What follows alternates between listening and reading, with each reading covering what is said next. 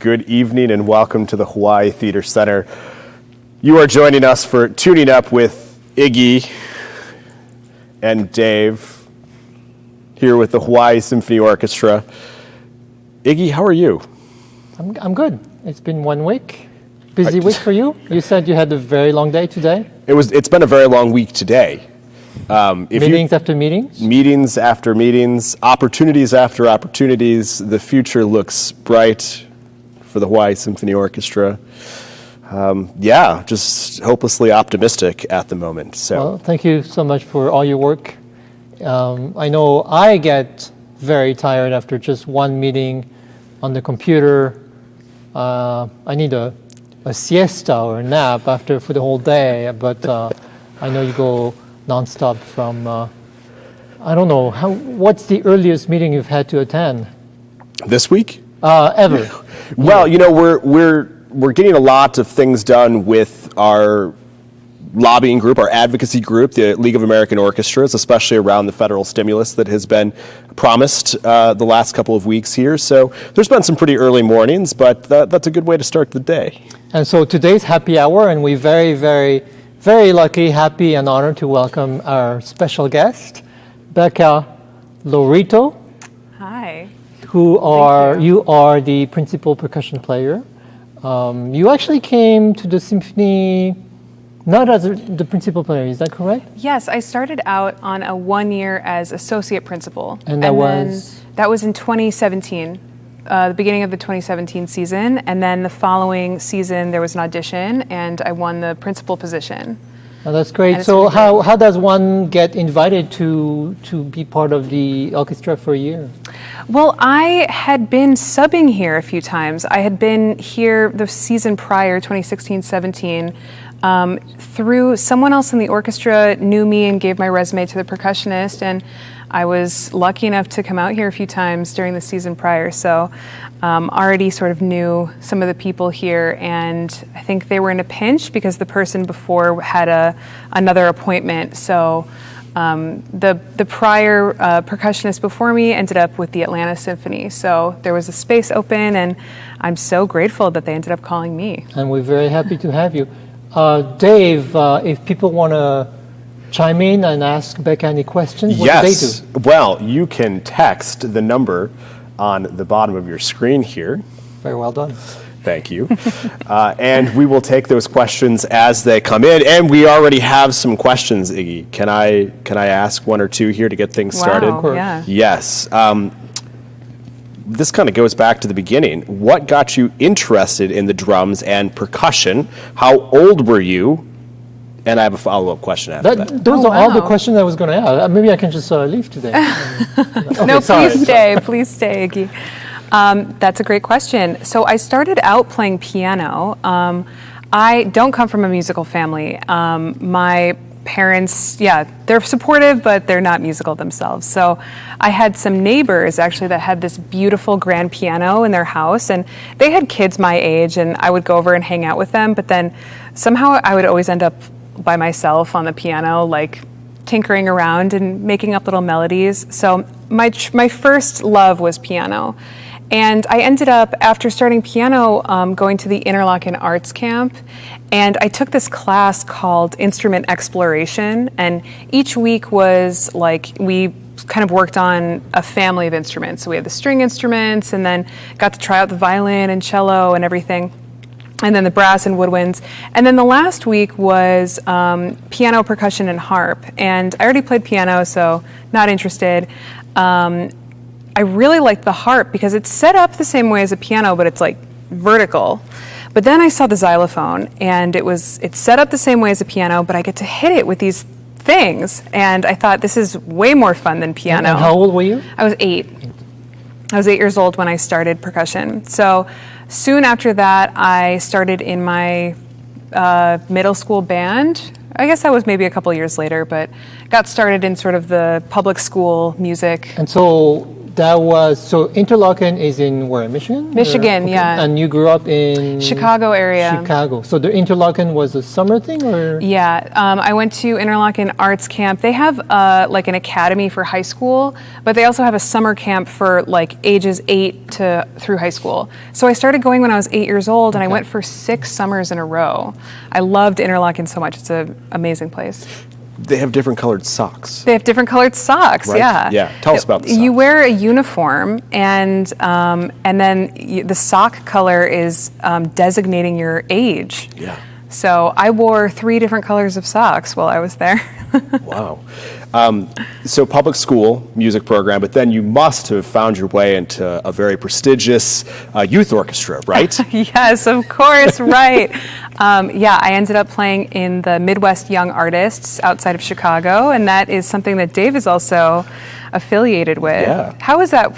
How are you connected to that? I don't remember. So I've known Dr. D and Karen Dennis and the whole family basically my entire life. I have older siblings who were in the first group with Dr. D when Midwest Young Artists was formed, and so yeah, a long family history there, and yeah, a really great group of students and teachers, and of course, let's see, yeah.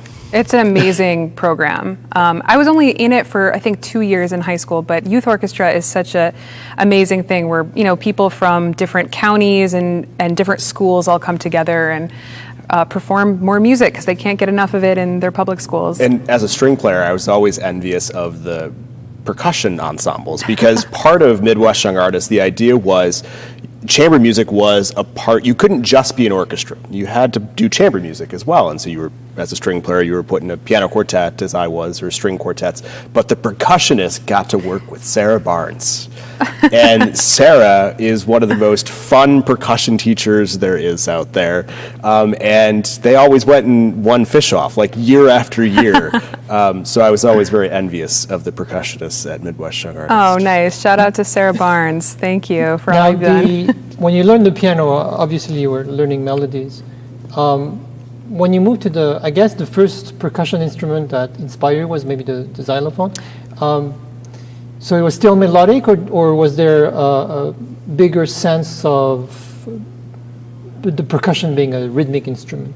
Yeah, I think a lot of people, there's like sort of 2 camps of percussion players, and I think a lot of people come at it from like, they were kids growing up playing pots and pans and like really into the drums. And then there's a big like group of people that start playing percussion by way of piano. So I was definitely in that second category. I was really drawn to the keyboard instruments, but also my experience with piano meant that I could read both bass clef and treble clef. So I was playing timpani and the keyboard instruments a lot more. And then later on, I had to sort of catch up my snare drum playing to match the technical facility I had on the other instruments. Now, when you're a kid and you want to learn the piano, so you have a piano at home, you want to learn the cello or the violin, you have those instruments at home. But if you're a percussion player, percussion student, you come home and you need to practice. Do you practice on one instrument? Do you tell your parents, oh, I need this and this and that? And I want to later go over all the instruments because there are so many, I don't even know myself. But so you're, I don't know, 8, 9, 10 years old, and you, I guess, have to start practicing a little bit at home. So what do you tell your parents? Yeah, well, that's a great question. When you start in 5th grade, they give you this bell kit, and it's like really heavy, and you can sort of wear it as a backpack, but it's really nerdy. And they sort of equip all the young percussion players with like a drum pad, which is just like a quieter, it's not a full drum, which is going to be really loud, and a bell kit. And those are things that you can bring home. So that's primarily what I practiced on for a long time. But then after that, mostly I stayed at school, or I would practice in my lunch hour. I mean, I'm thinking about high school now, but I would just stay at school because that's where I know I can be noisy. Even now, I don't like to really have very many instruments at my house, and I like to have a separate place that I go and practice. Do you live in a house or in an apartment? I live in an Ohana style thing, so there's like I share a wall. Okay. We're talking about instruments here, and this leads us to our quiz question for the evening. I think this might be a good time to bring that up. Iggy, we do have a bottle of wine, though, this evening that our quiz winner, who must live here in Oahu, so that we can deliver this bottle of wine to you. So the winner will be selected from those people. But what are we drinking this evening, Iggy? So, we are drinking. Well, I have to tell you, Dave started drinking. We haven't started. We usually start drinking. I see 3 full glasses on the screen. So it is a Crocus by L'Atelier, and the grape variety is a Malbec from Cahors. Cahors is a commune in France, and Malbec is mostly grown there. Cahors is in the region of Occitanie, which is southwest of France. And so again, the bottle is called Crocus by L'Atelier. Shall I also say what we are lucky to have to accompany our wine? Are you sure I can't take this one? I think please this one. do. Oh, okay. I mean, you did such a wonderful job introducing the wine that I'm not sure I can follow that up. But our friends here at Hasser in Chinatown Bistro have also sent over a charcuterie plate because it's from our friend Terry. I think we need a close-up of our beautiful charcuterie. Charcuterie. Terry, yes. And thank you, Terry. We appreciate the support. And From where again? Hasser. yes, Bistro here in Chinatown, right down the street from us. So continue to support our local businesses as they're supporting us. And the quiz Yes, question. Let's get back to the quiz question. Yes. What percussion instrument takes its name from a composer? Did you make up that, or did you come up with that, Dave, or did you come up with that, Becca? I think it was all Dave. You found some time to work on your quiz question today. I did. In I between did. meetings? It came to me in a moment of inspiration over the weekend, listening to a symphony by a certain composer. It's a good one. It's a good one. So yes, you can text your answer to the number at the bottom of your screen. And yes, what percussion instrument takes its name from a composer? Iggy, do you know? Well, I know because Dave told me, but I would not have known because actually, the symphony is, 65 plus musicians, and sometimes, I'm right by the conductor and I have to give my whole undivided attention to the conductor, otherwise he or she will not be happy. So all my eyes, well, both of them, are directed towards the conductor. And sometimes I forget to look at my colleagues, equally important colleagues. And further and back is usually Becca. And Becca, I usually see you running around because, again, there are so many instruments. But I asked that question to Jordan, I think, who was here a few months ago. But we meaning violinists, we have our part. We just have to worry about our own part. And so do the cello or violas, but percussion is slightly more different. I know you're constantly aware of what's being needed and you need advance notice. It's very, very important for you as a principal player. So can you tell us how it works with the Hawaii Symphony? You have a few instruments or you have a few parts on the score, but it's actually your job to assign who's playing what and where. Can you expand on that? Yes, yeah. So principal percussion has a little bit of a different role than other principal players or other musicians in the orchestra. So usually I will get a stack of music from our wonderful librarian, Kim Kiabu. Shout out to Kim. And I'm usually like the first one trying to get the music as soon as possible. And I look through the music and I have to study the music, like listen to the music, study the score, and discern what part is the most exposed or what part is the most challenging, and then how to divide up who plays what. So what's interesting about percussion is that it's not always, like the principal part is not always the xylophone or always the snare drum or the triangle. It could be any of those things, but it really requires that you just know the piece of music. So I do a fair amount of studying beforehand. And then also, I mean, there's sort of like common practice with what principal players take, especially in the standard repertoire. So I kind of have an idea just based off of like history of what, you know, generally principal players will play. But then it gets a little bit more confusing when we have the Pops concerts or the movies. And if you look back there, it's like a mixture between the kitchen sink and like a zoo. There's like a million instruments.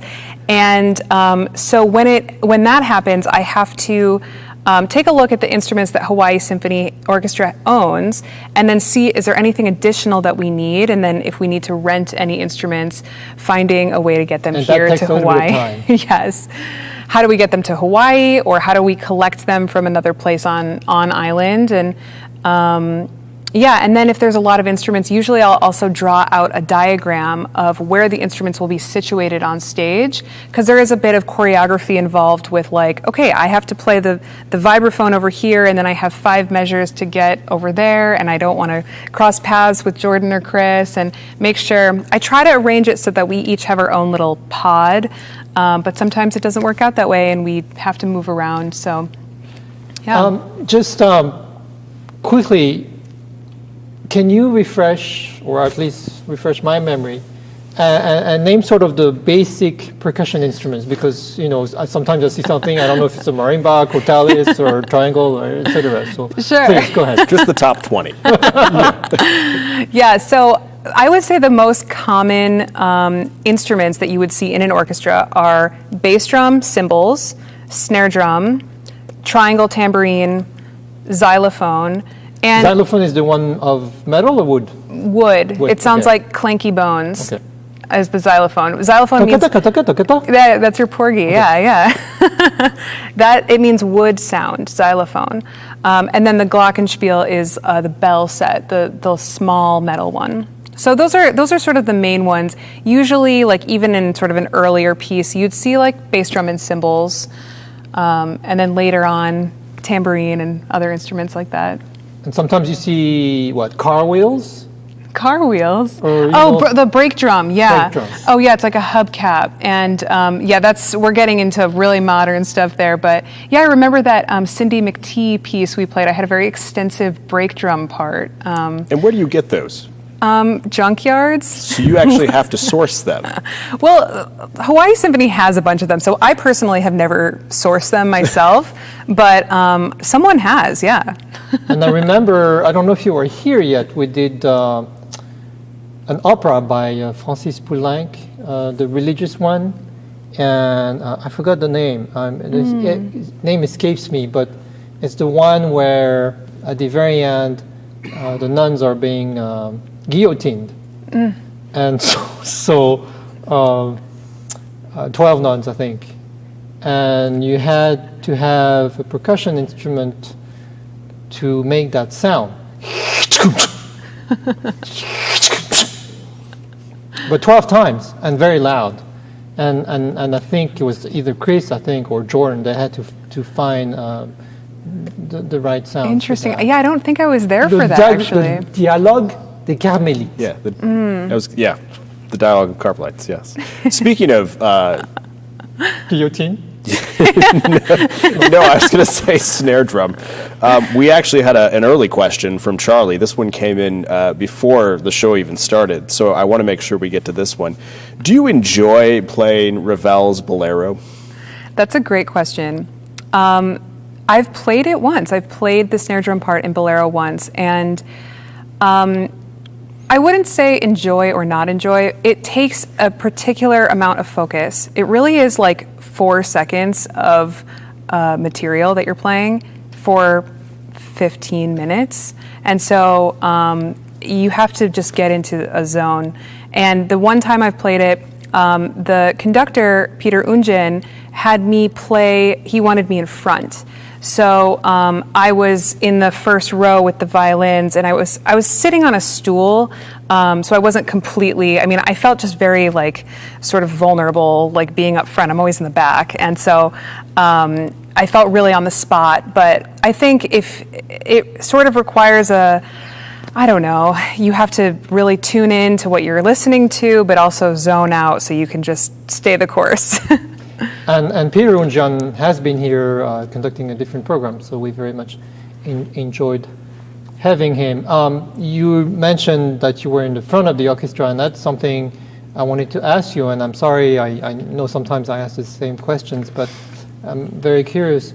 So you get used to being in the back of the orchestra, because that's usually where we can find you, and you see the conductor's gesture. And so the timing of where the beat is so important.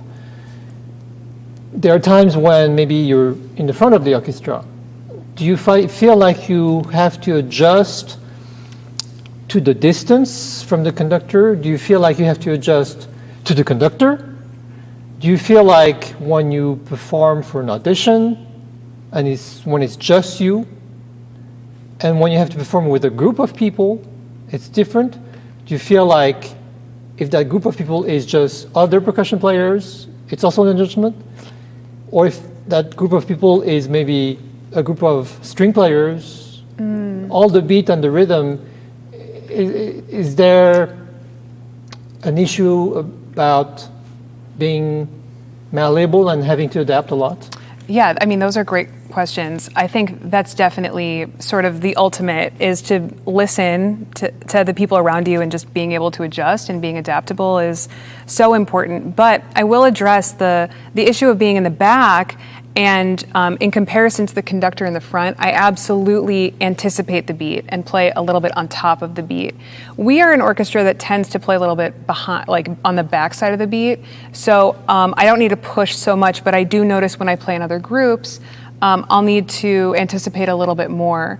And oftentimes I will put a recording device in the audience and just listen back after a rehearsal, just to see, where's my placement? Is it lining up? Is it fitting in? And sometimes it really does feel like I'm on the front of the beat, and then I listen to it later and it's like, it's late, it's behind. So perception is key, and it really depends on the hall, and just the situation, and being adaptable is so important. Well, it's actually something I did notice with you, because we were playing, as a big orchestra, and I felt like you had just a very natural sense of pulse and rhythm. It was actually made things quite easy for us to play. Sometimes we have amazing percussion players. That was before your time. Just amazing players. Not me. But they were just like in their own world, and it was a bit going against the grain. I felt like see. It's just so important to mesh as a group. I want to ask about auditions and how you audition for an orchestra with so many instruments and being proficient at so many things. But I'm hoping that before we go there, I'm hoping that our friend Donard could maybe give us a video clue as to the correct answer for the quiz this evening. We have yet to receive it, though there are some honorable mentions that I really think we should bring up.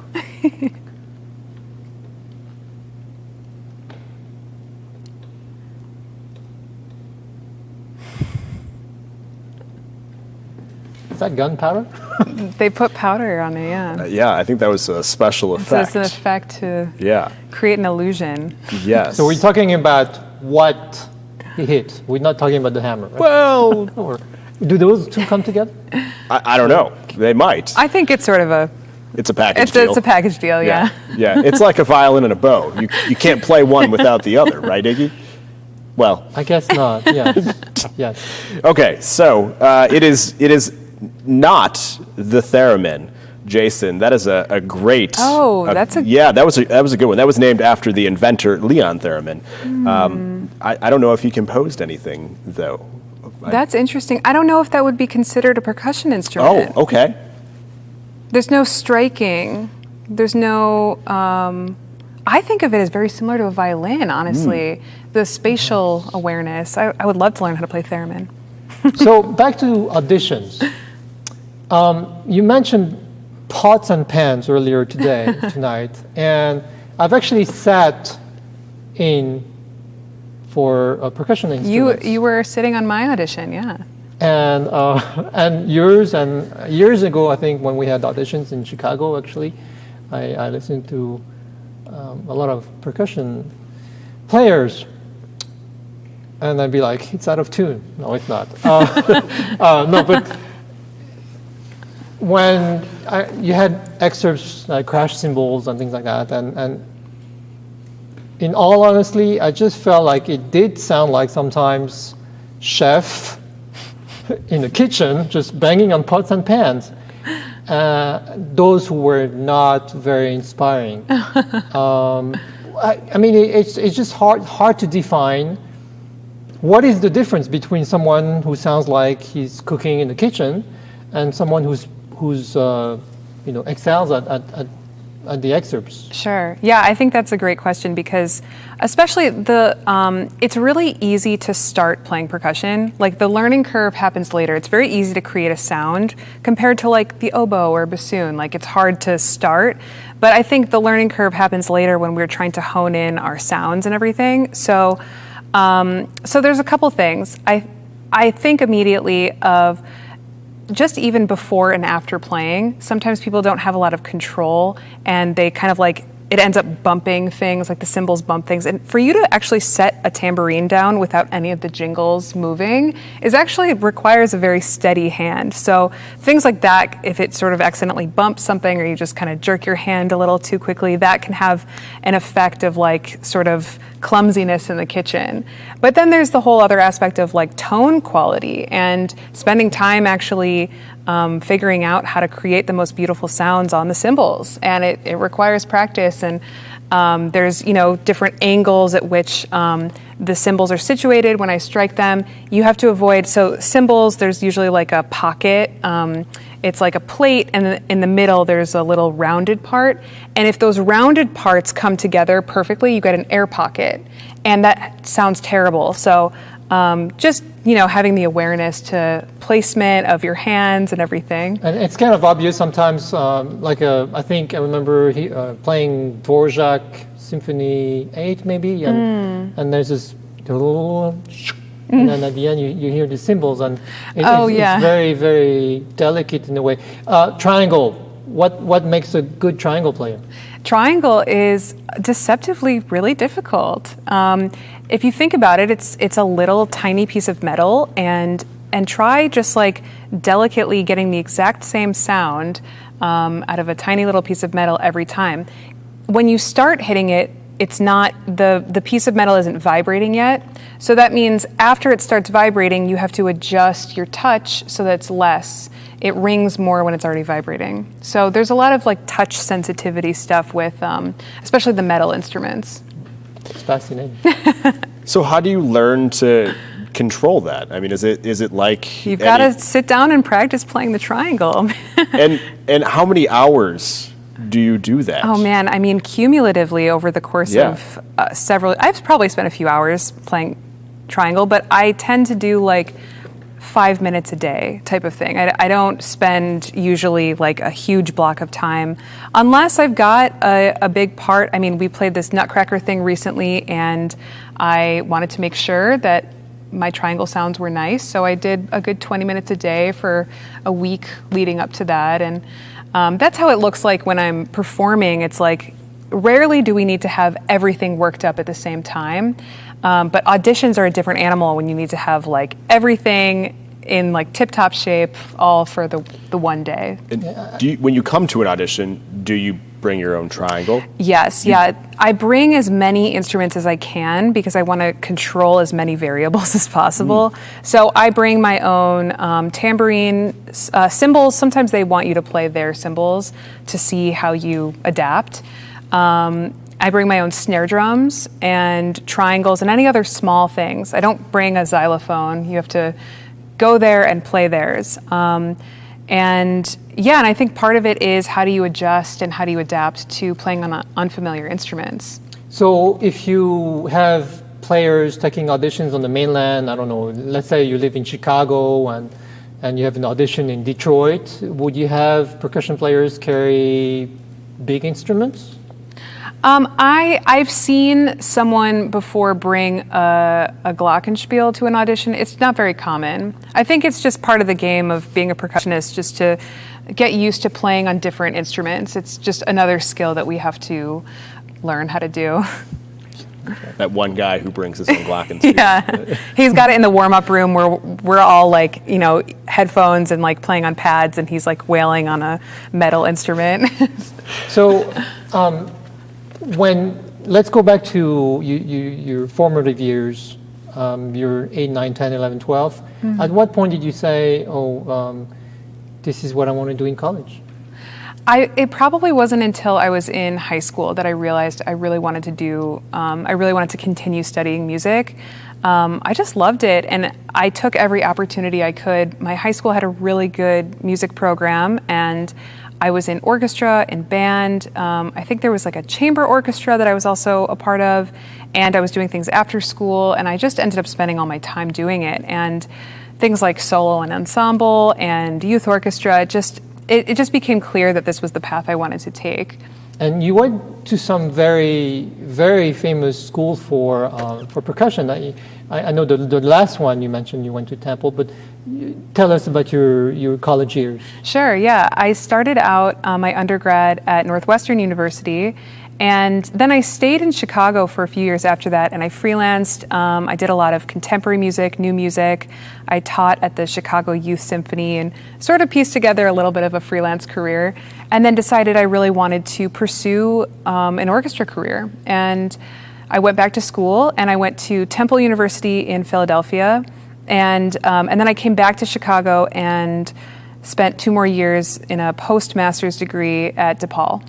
And Temple is where a lot of percussion. Yeah, I'm impressed to hear that you have heard of Temple. Well, we had here musicians in the symphony who went to Temple. Right.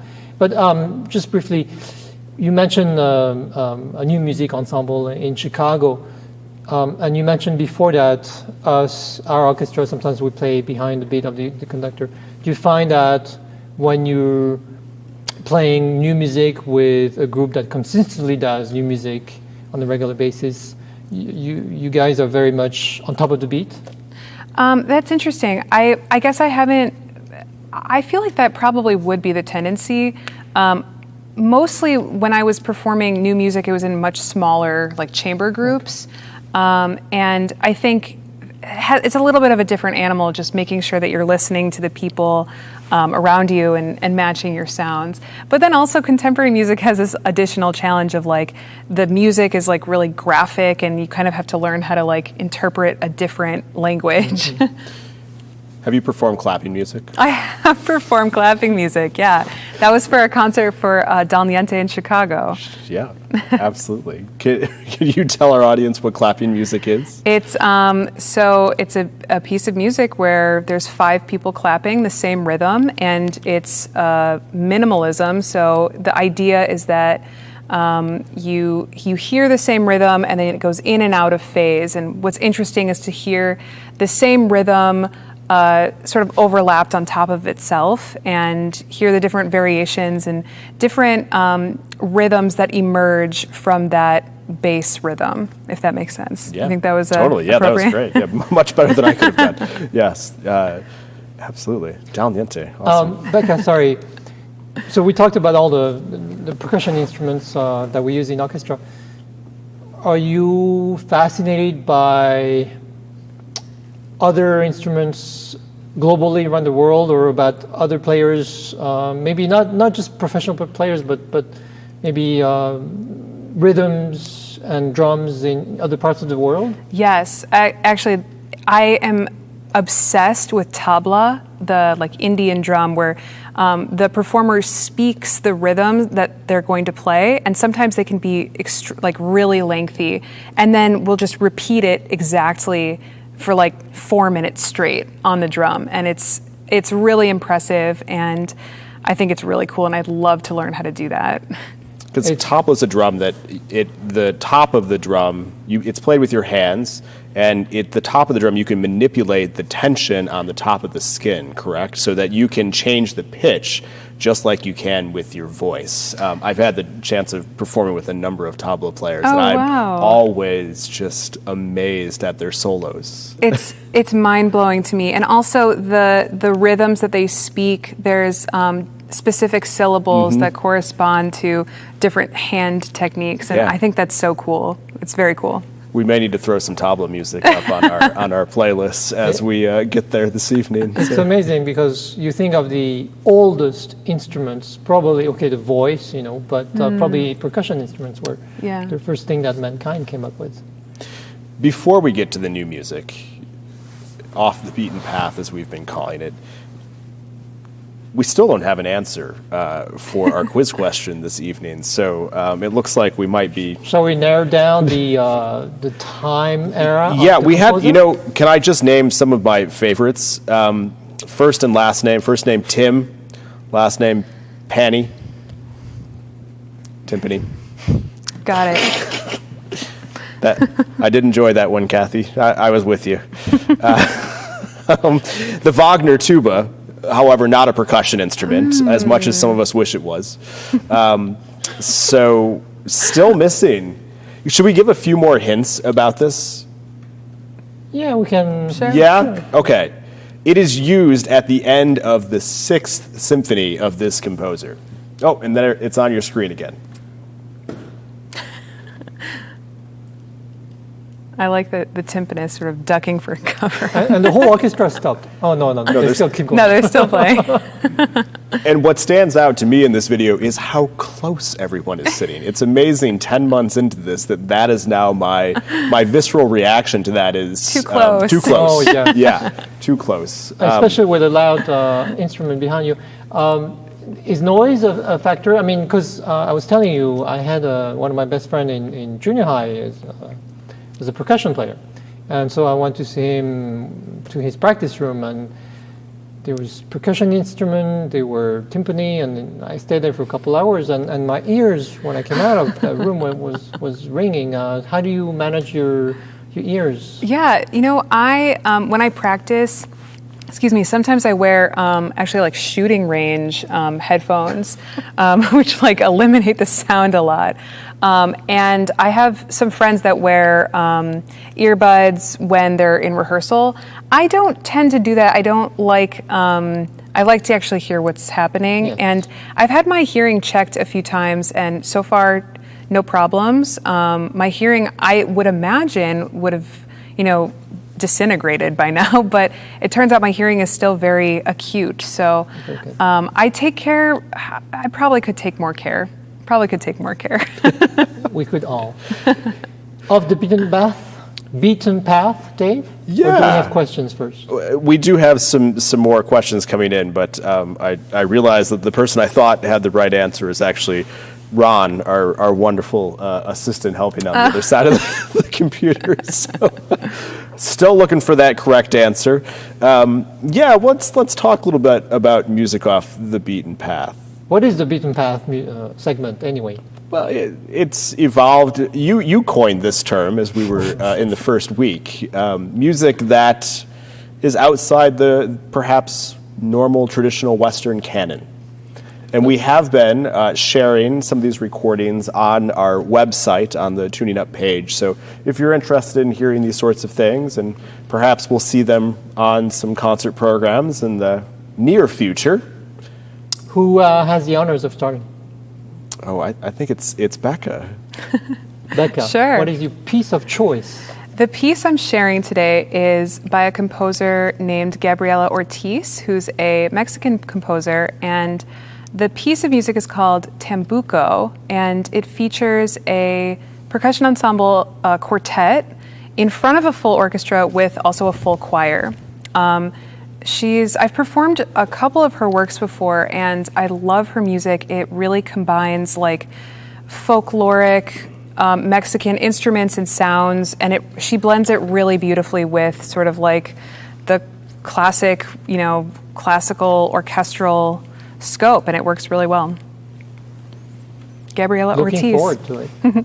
But you had another piece of hers that there's not a lot of recordings of. Yeah, there's not a lot. Perhaps we need to make one. Yeah, perhaps we should. The piece is called Hominum that I especially love by her, but this other piece with the percussion quartet is also really cool. Very good. Okay, I'll go next, I guess, since David is looking at me intently. I wanted to acknowledge two great violinists that we lost recently. One is Ivry Gitlis, who lived his latter years in France.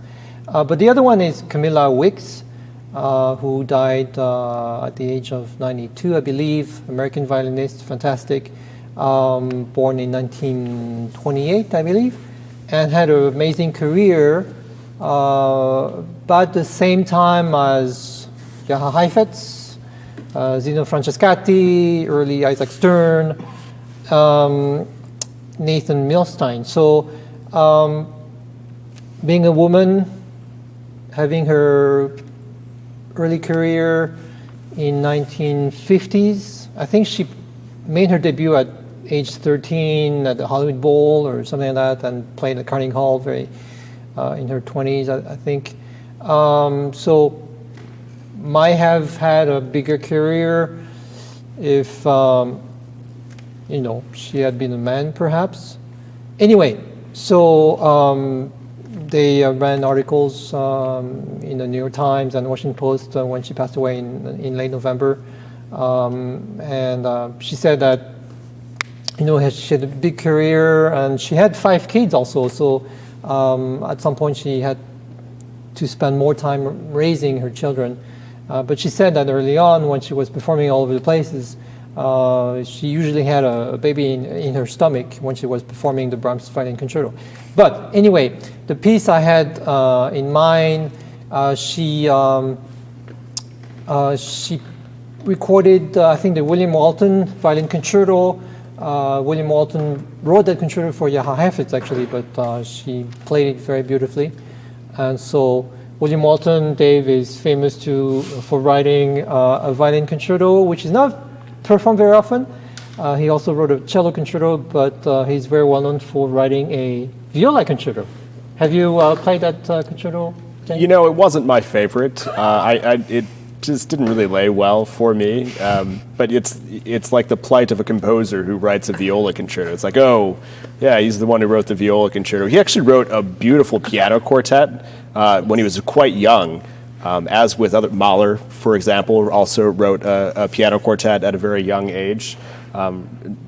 Yes. Not for percussion instruments, but so Mahler. Yeah, that's the piece. William Walton, British composer of the early 20th century. And Dave? Beautiful. Yeah, so I've been, a few weeks ago, actually the close of season 1 of Tuning Up, we had our guest, Mari Yoshihara, join us, and she gifted me her newest book, Dearest Lenny, and I've enjoyed reading that over the past couple of weeks, and was reading about some of the tours that the New York Phil did to Japan when Ozawa was starting to conduct with them, and of course Bernstein was conducting the orchestra as well, and was reading about this piece called November Steps, written by Takamitsu.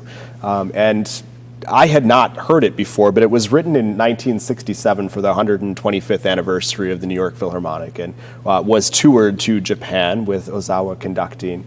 And I'd never heard it, and I listened to it over the weekend for the first time, and it's this really phenomenal blend of traditional Japanese music and instruments and what we think of as Western classical music. And Takamitsu, I believe, was actually born in China and kind of was inspired by mostly French composers. And it wasn't until kind of the middle of his career where he really brought this Japanese tradition into his music. And it's a wonderful piece, November Steps. And also, as I was learning about Takamitsu, I was blown away. He wrote over 100 movie scores during his career, mostly Japanese films, but not someone who I was familiar with as a film score as well. So November Steps by Takamitsu is mine. And I believe that Takamitsu actually performed here in Hawaii before my time, as a composer, of course. We, with the, back then might have been called the Honolulu Symphony, we actually performed one of his works. It was probably the last time we did. I think the name of the piece was called Archipelago S. And so, just like its name says, we had the orchestra, I think it's a piece for about 20-some musicians. So we were divided in 3 ensembles, just like small islands of an archipelago. Physically distanced. In the concert hall. Yeah. So do we have no answer yet? We do. The winner this evening, they got the composer correct. Jason, we've got another bottle of wine headed your way this week. Yes, it is the Mahler box. And do we know if the Mahler box is being used for other works other than Mahler? You know, I know there is a percussion ensemble piece that is newly written within the last 20 years that thought, we need more Mahler box. So I know it shows up at least somewhere else. Box and hammer. Box and hammer. And yeah. hammer. Oh, yeah, with the hammer, right. Yeah. Just like the violin and the bow. Yes. Becca, I keep asking the same question to everyone because I'm fascinated by that aspect. When we perform and when we're on stage, when we practice, everything works fine and your heartbeat is fine, whatever. Then we perform in public for an audition or competition or concert. There's a little bit of adrenaline rushing. There's your heartbeat beating a little faster. So the first thing that gets affected is your pulse and your beat and your rhythm. I know it affects me, definitely. How does it affect percussion players? And if it does, how do you learn how to deal with it? Yeah, that's a great question. I think I have a theory that nerves manifest in the exact way that you do not want them to. Like for a trumpet player, they get dry mouth.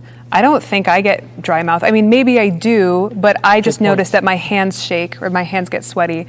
And maybe a trumpet player, for instance, will also get sweaty palms and shaky hands, but they don't really notice that as much. So I think it's interesting. I notice that my hands will shake and my palms will sweat and my heart rate increases. And I have some muscular techniques to if I'm playing snare drum, for instance, I'll if I turn over a little bit more, if I utilize more of the larger muscles rather than the smaller muscles, I have a better chance of controlling what I'm doing. I try to practice being nervous. And then I also... How do you do that? I try to play for people in front of people. Like Dave? Does Dave Not yet. No, you're welcome to absolutely, yeah. come over to the union sometime and make me nervous. Have you done the running up and down the stairs so you're out of breath? I have, or doing some push-ups or something like that, just to sort of recreate the adrenaline a little bit. Did you go to New World Symphony? Or? I have subbed there a number of times, but I know they're kind of very into training, things like that. And so I think there's something to that, especially with audition training. I think, sort of adversity training is really helpful. If you try to, again, control the variables, if you expect that you'll get nervous, or at least prepare for whatever happens if you do get nervous. I also do a lot of things before to just sort of calm myself down. I have a meditation practice. I use tapping as a technique to help eliminate some of the adrenaline, and it works for me. It really helps. Great. Well, I'll have to call you up. Did you notice, I don't know if it's just me or other people, but with the pandemic, with those concerts we've had to wear a mask. And so I think breathing is very important when you perform. And when you get nervous, your breathing gets altered. And so I found that in a pressure situation, you try to control your breathing, but then you're wearing mask. So there was another obstacle, I guess, in performing. Was that a big deal for you or no? Yeah, I noticed the breathing, but also for me, when I noticed, especially when we played Carnival of the Animals, I was playing keyboard instruments, and I have to look down to make sure I play the right notes, and we have our matching HSO masks, and it fits a little bit bigger on my face than my normal mask, so it was sort of ballooning out a little bit, and so it sort of got in the way for my vision to look at the instrument, so I had to get creative. I had to tie it tighter, and just pandemic things. Yes, Pandemic. nothing we can adapt to. Yes. Yeah. Well, you said the word adversity. What have the last 10 months been like for you? Oh, it has been a wild ride. I mean, it's been a lot of time trying to figure out, what else I can do, how I can dive into music in different ways. I've been studying opera because it's not something I know a lot about, so I've been just sort of casually and slowly listening to operas and studying the music and the scores and learning the stories, and that's been kind of a fun project for me.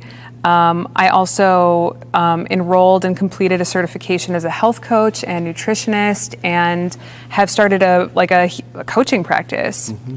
So it's been a really cool time that I've been able to have the time and space to sort of explore other interests, but I'm really looking forward to getting back to playing. I miss it a lot. And this kind of thirst for knowledge and learning things, did you always have that one since you were young? Or? I guess so, yeah. I have a number of certifications in sort of health and wellness, and it all happened over the course of a long period of time. And I guess it interested me, and I wanted to know more, so I just sort of kept going with it, and more pieces came together, and so it's been very interesting. Yeah, I like to look things up and understand why is something effective. When I started meditating, it was sort of the first time I did that, I was like, why was that so awesome? And I started researching it and started learning how good it is for you. And I think that really helps also, if you know why something is effective, if you know why something is good for you, it's motivating to actually incorporate that into your life. Very good. And I understand that even though the last few months have not been very rosy, you've had some highlights of high moments. Can you tell us? You said it was okay to talk about this. Yes, I just got married. Hi, Zach. My husband is in the military. He's in the Navy. He's technician and mechanical engineer. Sorry, I just blanked on that. There's so many acronyms. I was explaining to Dave before. I'm I don't know. I'm learning a lot. I'm learning a lot about the military. So, yeah, he's wonderful. And we just got married in December, and we just had a very small ceremony in our backyard, which overlooks Diamond Head at sunset, and it was beautiful and intimate and very nice. Wonderful. Well, congratulations to you and to Zach. Congratulations. My brother lives in France. He's a French citizen, and so is a French Navy reservist, but he's fascinated by the U.S. Navy and always asks me to go to, Prover and bring, Navy T-shirts, sweatshirts, caps, and so I'm going to have to get your husband's number so I can bring more. Yeah, we can hook it up for you. For my brother, so.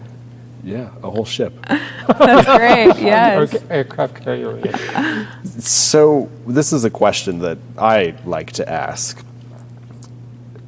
every week on the show. What does the future of the symphony look like? The Hawaii Symphony, classical music, generally, for the industry, for us here in Hawaii.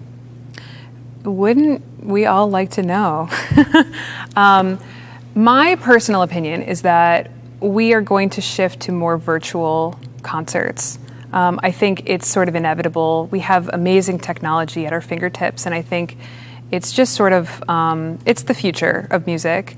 I think also it's going to be much more that we need to amplify and strengthen the voices of BIPOC, and especially like Hawaiian, indigenous, native people. I mean, we have such a unique voice here, and I think it's really imperative that we, use our cultural megaphone to bring those messages out. So that's something I'm really looking forward to. I mean, one of my favorite pieces to play in the orchestra is the Hawaiian Birds, that's like our signature piece, and I think we should do more of that, more things like that. Great. I like it. I like it too. Yeah, of course, something hybrid. Yeah. I think there's so much knowledge that maybe not myself, but that you, Dave, and Greg, and Donald and Bob have learned doing those virtual concerts using technology that you didn't have a grasp of so much when we first started, and it would be unwise not to use that knowledge and technology. So I think a hybrid version, but of course we all miss the interaction, the in-person attendance, not because we want to hear you applaud us, but music is a two-way dialogue, communication between the listeners, the musicians, and we learn from everyone's feedback. So hopefully that will come sooner than later. Yes, we'll get back to it very soon here. We really appreciate you joining us this week. It was a lot of fun to talk with you. That Iggy and I always talk about this being the little oasis we have here on Tuesdays, kind of normalcy in a very strange time. And as we see more and more parts of normal return or a new normal, I'm confident that the symphony will be back very soon at its full capacity, both audience and on stage. And each day that goes by, we're getting a little bit closer to that goal. So, and we can't do that without, of course, your support. We're grateful for all of you for tuning in and telling people about what the HSO is doing. And of course, your financial support is very much appreciated as well. So, on that note, Iggy, did you have something else to add?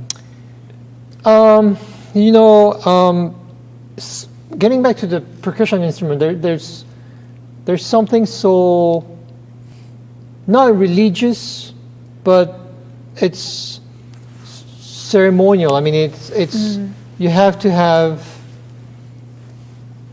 I mean, of course, we all respect our own instruments, but I think the drums play such a integral part in ceremonies or religious services, and it almost feels like it's more than a musical instrument. Do you feel sometimes that when you play, that maybe you have to bow to the instrument? I don't know. Does it take a dimension that's bigger than the music itself? That's really cool. I mean, you're probably one of the first people I've heard to pay so much respect to the percussion family. I feel like normally I'm defending its honor. I really do feel like it hits people on a really core and visceral level. The sound is big. I'm thinking of big bass drums. It cuts deep into the core of your body. The vibrations are big and wide, and I think it moves a lot of people. So, I guess I'm aware that I hold a very powerful tool. You do, yeah. And try to have respect for that. Before we go, we have to talk about Mahler's Sixth Symphony, though. That was our quiz question. You've talked about this sort of the sacred. It obviously, it's been a while since he's had the full arsenal of the percussion in the back of the orchestra for him to say, "Quiet down, please." So, can you tell us? You've had the opportunity to play the Mahler box and hammer. I have. And yes. can you tell us a little bit? There's the story about Mahler and the maybe the number of hits that he originally had planned for the symphony and then changed his mind. Can you take us through that? Sure. Yeah, I think that originally there were 5 strikes, and then upon editing it, he thought maybe that's overkill. And I know there are some composers that can be convinced that you can add those 2 back in. Yeah. Some people do 2, and then there's also 3. And I've always heard of this folklore of Mahler being concerned that this last strike would be the one that killed him. Oh. He was a very, my understanding is that he was a very, superstitious in that way. So interesting. What is it like? The video we saw, there was a little bit of theatrics. I think there may be some baby with the LeBron James there at the end. What's it like? Okay, well, I have to say, there's a lot of airtime with that. You got to bring the hammer over your head, and every orchestra has a different rendition of the hammer and the box. So it looks different. It weighs a different amount, and you need to get used to it. Like, you'll notice that guy's hand is really up close to the hammer part, and then he's holding it down here. And lifting it over your head, it's a full body thing, but timing it is difficult because it's not a motion I'm used to doing, like from all the way up over my head. So it took a few swings at it before I really understood how much time I needed so that I could place it right. Well, everyone needs to go and listen to Mahler's Sixth Symphony now. You'll need to carve some time out of your schedule, but it's well worth it. Wonderful again to have you, Becca. Really appreciate the opportunity to talk with you. Iggy, always a pleasure. Thank you very much, Becca. Thank you so much for having me. It was a pleasure. And tune in next week for Tuning Up. Our guest will be Jake Sherman-Bakuro. Will be joining us in the hot seat here. And for those of you who tuned in expecting Bernie Sanders, our apologies. But a thank Let me you see if I can get it. But thank you to Ron for his assistance in putting that one together. Have a great week. Thank you again for all of your support, and we look forward to seeing you very soon. Mahalo.